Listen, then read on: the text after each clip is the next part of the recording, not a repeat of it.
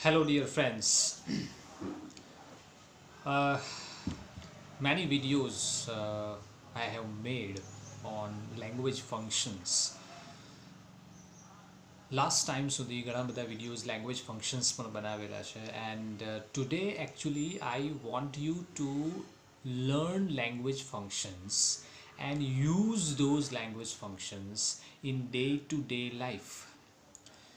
Language ફંક્શન્સનો use કઈ રીતે કરવો, how to produce language through language function, એટલે કે લેંગ્વેજ ફંક્શન્સનો ઉપયોગ કરીને જે ડિફરન્ટ ફંક્શન્સ છે એ ફંક્શન્સ આપણે કઈ રીતે એક્સપ્રેસ કરી શકીએ લેંગ્વેજમાં.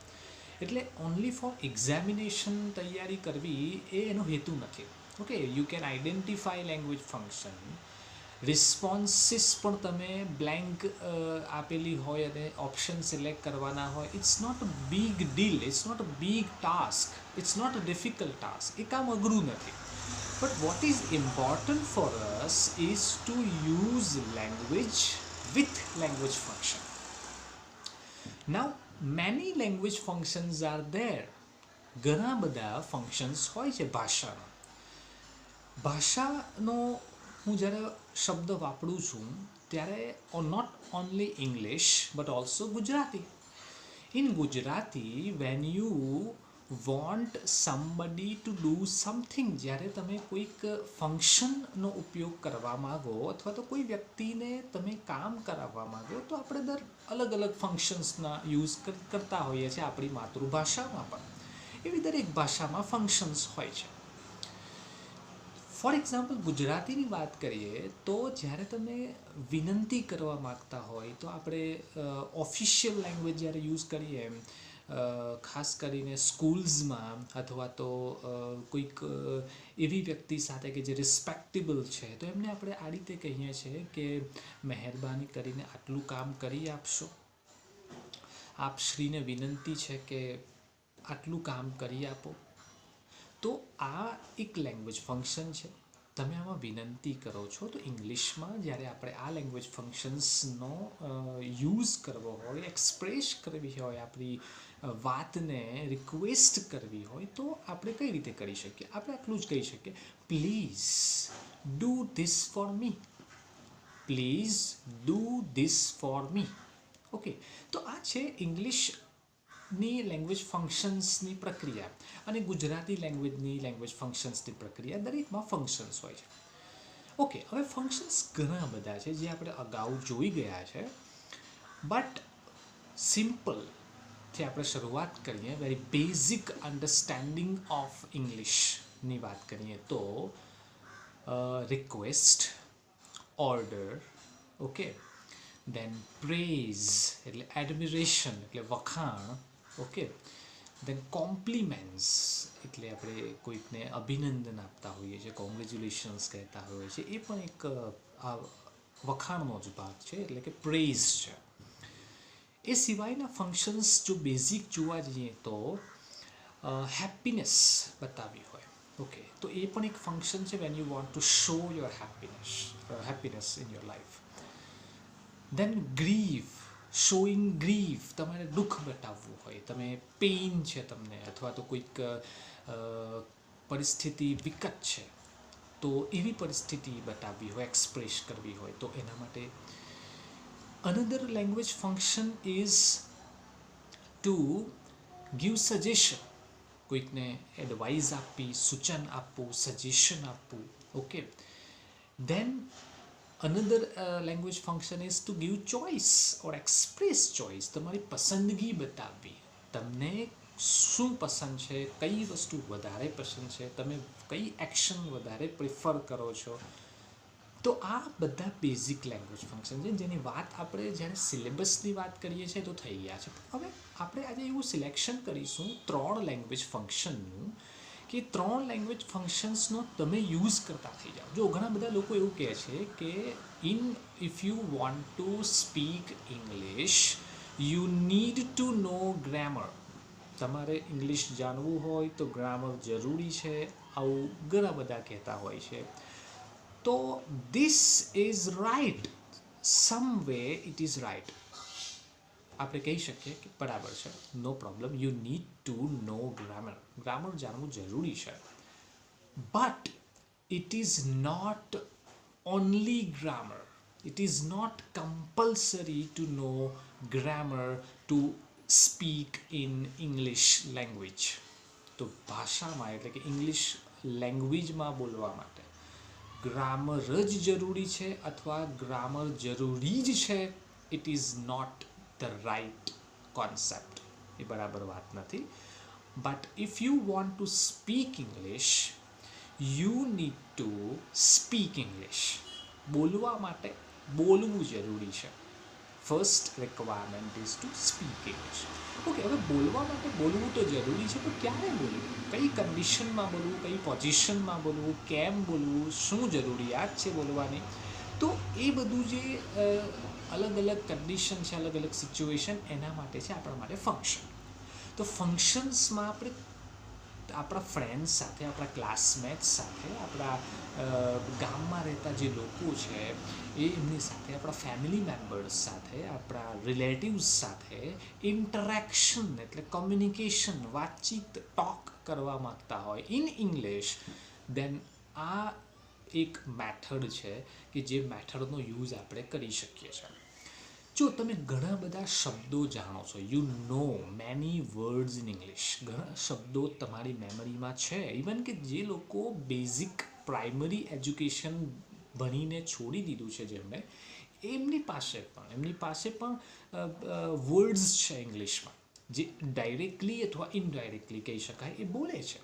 ઓકે, ફોર એક્ઝામ્પલ આપણે અત્યારે શબ્દો હું બોલ્યો ડાયરેક્ટ, તો ઘણા બધા લોકો ડાયરેક્ટ શબ્દોનો ઉપયોગ કરે છે. ઓકે, આપણે એવું નથી કહેતા કે પ્રત્યક્ષ, તો ડાયરેક્ટ શું છે, ઇંગ્લિશ વર્ડ છે, પણ એ ડાયરેક્ટ વર્ડને આપણે સેન્ટેન્સમાં અથવા આપણા એક્સપ્રેશનમાં આપણે કઈ રીતે અભિવ્યક્ત કરી શકીએ, that is the most important thing, right? Okay, તો આપણે એક રિક્વેસ્ટથી સ્ટાર્ટ કરીએ. લેંગ્વેજ ફંક્શન લઈએ, રિક્વેસ્ટ. ધ્યાનથી સાંભળવાની કોશિશ કરશો તો વધારે બેટર એની પ્રેક્ટિસ કરવામાં મજા આવશે. એના વિડીયોઝ પણ તમે જોઈ શકો છો, યુટ્યુબ પર ઘણા બધા અવેલેબલ છે કે કઈ રીતે રિક્વેસ્ટ કરી શકાય.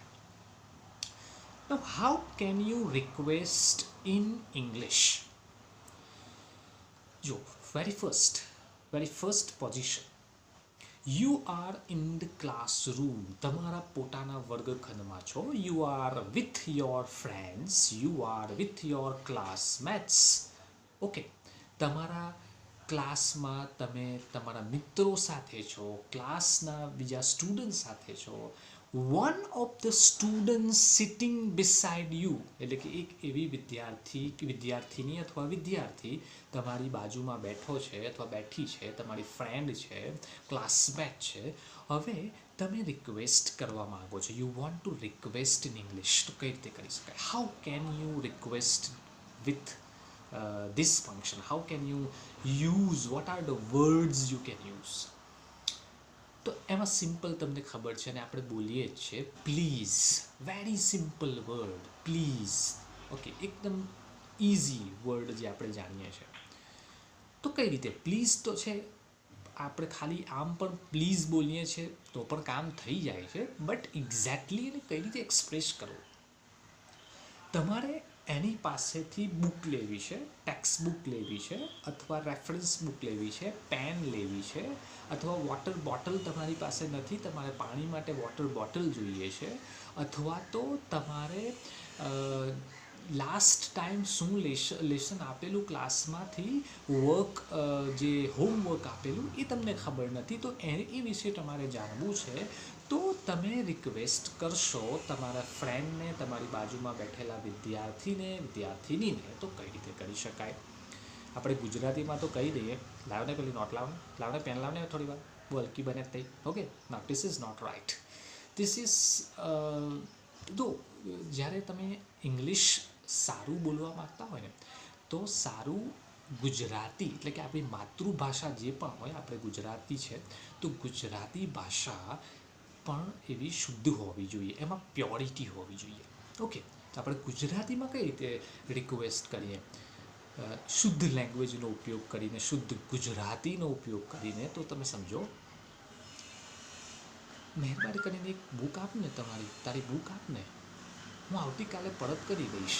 ઓકે, એકદમ નોર્મલ પોલાઇટ લેંગ્વેજમાં આપણે આ રીતે વાત કરીશું. એટલે ઇંગ્લિશમાં, please give me your book for one day, please give me your pen for one day, please give me your text book for one day, please shut the door, please open the door, please write down something for me, please give me last homework given by teacher, please stop talking, please don't make noise, please listen to the teacher, please watch this video, please read this lesson. તો અહીંયા જુઓ, પ્લીઝનો use કરો છો, ક્રિયાપદનો use કરો છો અને તમારું કામ થઈ જાય છે. એટલે આપણે રીડ પણ જાણીએ છીએ, ગીવ પણ જાણીએ છીએ, વોચ પણ જાણીએ છીએ, શટ પણ જાણીએ છીએ, ઓપન પણ જાણીએ છીએ, ઘણા બધા શબ્દો જાણીએ છીએ, બટ એને સ્ટ્રક્ચરલ મેથડ આપણે એની જાણતા નથી. પણ એ સ્ટ્રક્ચરલ નહીં, એને એક્સપ્રેશનમાં લેવાનું છે. બસ હું જે સેન્ટેન્સનો મેં યુઝ કર્યો એને હવે તમારે રિફ્લેક્ટ કરવાના છે, એને તમારે તમારી રીતે બોલવાના છે. યુ કેન ઓલ્સો પ્રેક્ટિસ, જાતે પણ પ્રેક્ટિસ કરી શકાય. તમે તમારો વિડીયો બનાવો, તમારો ઓડિયો બનાવો અને આવા સેન્ટેન્સીસનો યુઝ કરો. જો તમે એકવાર ઓડિયો અને વિડીયો બનાવશો તો definitely you will gain confidence with request. તો નેક્સ્ટ ટાઈમ તમારા ફ્રેન્ડ સાથે તમારે જ્યારે કમ્યુનિકેશન કરવાનું હશે, જ્યારે તમારી સાથે એમની સાથે ઇન્ટરેક્શન કરવાનું હશે, વાતચીત કરવાની હશે, તો you will definitely gate that confidence to speak. તમને કોન્ફિડન્સ મળશે જ, definitely you will get confidence. So how can you say, તમારે હવે બહાર જવું છે, ટીચર ક્લાસમાં ભણાવી રહ્યા છે અને કંઈ અર્જન્ટ કામ છે, તો તમે રિક્વેસ્ટ કરો છો ટીચરને, તો કઈ રીતે કરી શકાય? Please sir, please madam, please allow me to go outside, please allow me, please allow me to go outside, ALLOW, પરવાનગી આપો, please allow me to go outside. Okay, તો અહીંયા તમે આ રીતે રિક્વેસ્ટ કરો છો. બીજી કઈ રીતે રિક્વેસ્ટ કરી શકાય? તમારે તમારા ફ્રેન્ડને એવું કહેવું છે કે દરવાજો બંધ કરી દે, વિન્ડો બંધ કરી દે, ડોર બંધ કરી દે, તો એમ નહીં કહીએ કે ક્લોઝ ધ ડોર. ઓકે, એ ઓર્ડર થઈ જશે. ત્યારે રિક્વેસ્ટમાં કઈ રીતે કહેવાય? Can you please close the door, can you please close the window, can you please open the window, can you please close the window, can you please switch on the fan, can you please switch off the fan, can you please switch on the light, can you please switch off the light, can you please turn on the television, can you please turn off the television. Okay, જો આ reflect કરજો, જે શબ્દો હું use કરું છું, જે ક્રિયાપદો use કરું છું અને જે કેન યુનો યુઝ કરું છું એ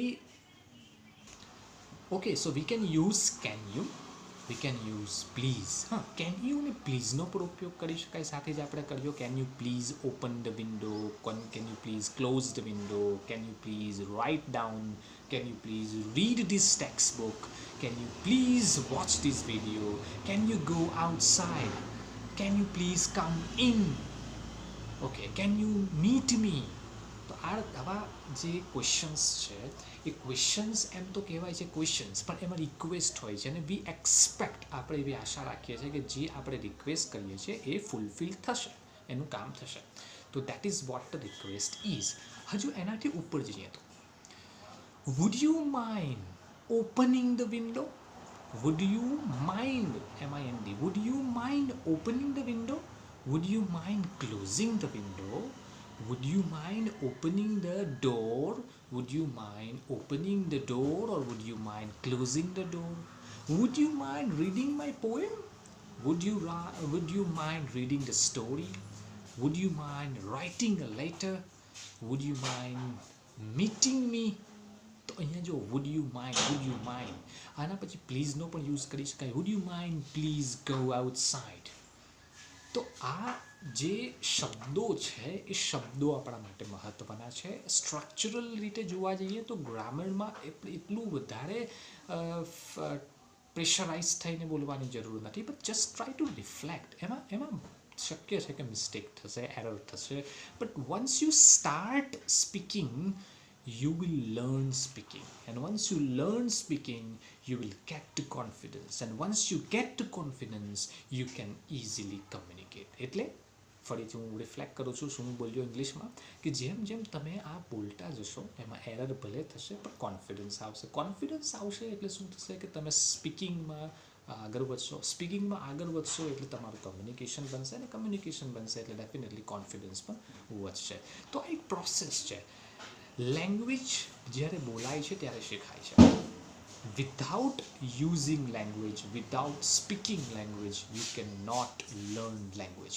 Okay, so this is the only language function જે તમારે યુઝ કરવાનો છે. I am sure that you will speak it, you will practice it. તમે આ વિડીયો જોઈને you can also send me your video, કે જ્યાં તમે આ સેન્ટેન્સીસ બોલો છો એવા તમે પણ વિડીયો મૂકી શકો છો. તમે ઓડિયો પણ મોકલી શકો છો, જેથી તમે રિફ્લેક્શન થાય તમે અને પ્રેક્ટિસ કરી શકો. અને I will try to correct you મોર. હું તમને જો કંઈક એવું લાગશે કે આમાં કરેક્શન કરવા જેવું છે તો હું તમને એમાં કરેક્શન કરી આપીશ. Thank you very much for listening to and watching this video. Thank you. All the best.